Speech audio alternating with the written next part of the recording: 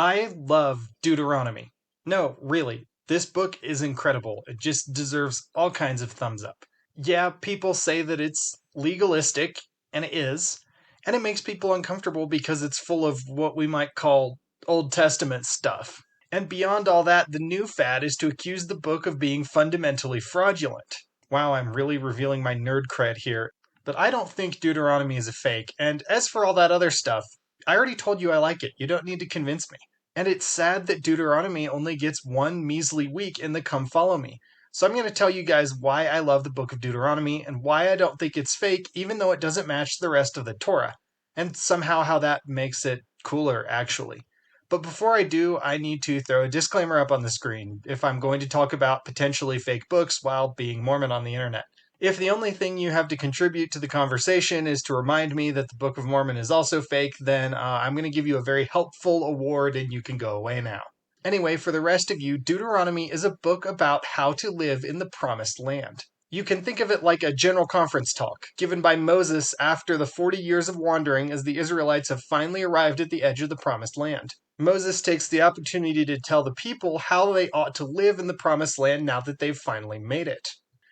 The book has three broad themes: to remember the Lord your God, to remember that you are the Lord's chosen people, so act like it, and that the promised land is for the Lord's people.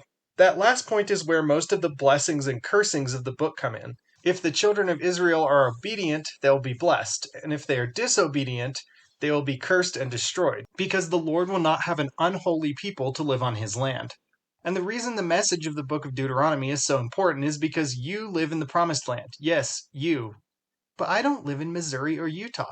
Well, why not? That doesn't matter because you presumably live in a stake of Zion, and more importantly, you are a man of Zion. Anywhere you live is Zion because you live there. You bring Zion anywhere you go. Right? Don't you? You do look like that, right? This is actually literally what you look like. Anyway, because you live in the promised land, the message of Deuteronomy still matters to you. Even though we don't live under the letter of the law of Moses anymore, we still live under the spirit of the law.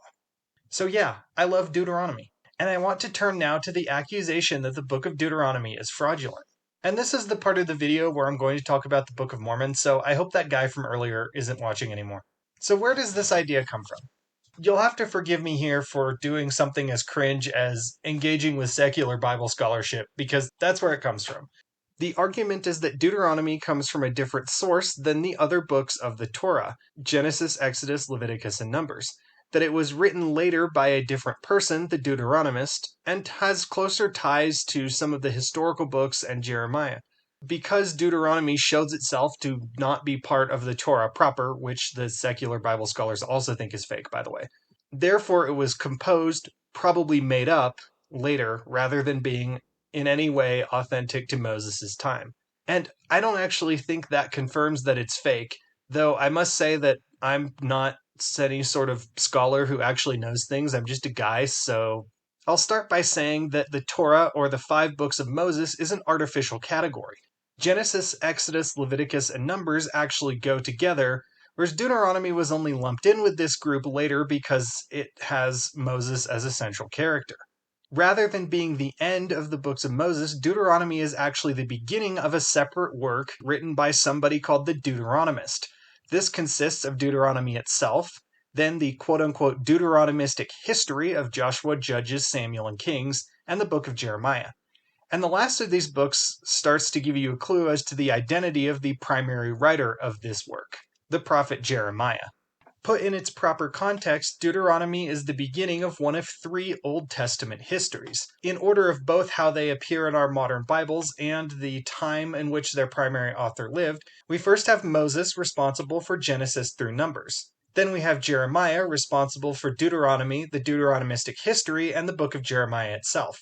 And finally, we have Ezra, who probably wrote Chronicles, Ezra, and Nehemiah. Though I understand that Ezra Nehemiah is a real chronological head-scratcher of a book, and that Mosaic authorship is disputed, and I just really don't have time to get into any of that right now. So, when you compare these 3 histories, it's interesting to ask where they begin their stories. Moses obviously starts his story at the beginning, and Ezra does also, though only by placing Adam at the head of a long and rather boring genealogy. Jeremiah doesn't start his story at the beginning. He instead starts with Moses' address to the people at the edge of the Promised Land, where Moses briefly recounts the events of the Exodus before counseling the people on how to live there. Jeremiah then discusses how the Israelites conquered and settled the Promised Land in the book of Joshua, how they lived there in Judges, Samuel, and Kings, and ultimately how their spiritual decay led to their destruction. Finally, he wrote about his own times and his own failed efforts to bring the people to repentance, while weaving together a narrative from various historical sources, from Moses' talks to the official records of the kings, with final finishing touches put on the work by somebody who survived the cataclysm.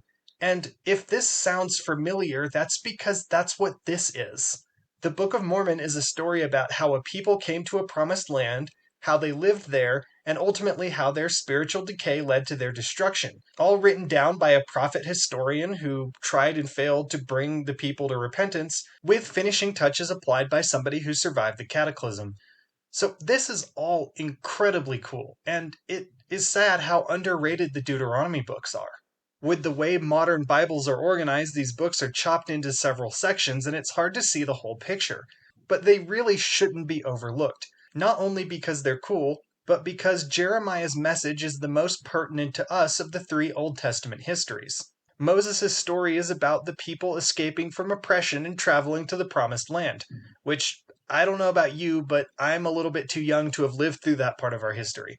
And Ezra's story is about the restoration of the people to the Promised Land and the restoration of their religion after their oppressors were thrown down by an unbelieving king who nevertheless was an instrument in the Lord's hands. But Jeremiah is a story about living in the Promised Land. It's a story about the life you and I live right now. It turns out a book about how to live in the Promised Land is exactly what we need. Thanks for watching.